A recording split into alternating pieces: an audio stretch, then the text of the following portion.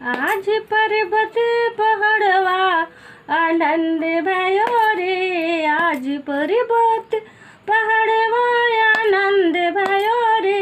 गौरा पार्वती के गजानंद भयो रे। गौरा पार्वती के गजानंद भयो रे।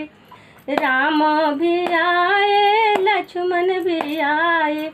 राम भी आए लक्ष्मण भी आए। सीता मैया के अवते आनंद भयो रे।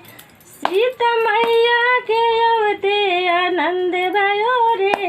गौरा पार्वती के गजानंद भयो रे। गौरा पार्वती के गजानंद भयो रे। राम गौरा पार्वती के गजानंद भयो रे। ब्रह्मा भी आए विष्णु भी आए। ब्रह्मा भी आए विष्णु भी आए। सरस्वती मैया के अवते आनंद भयो रे।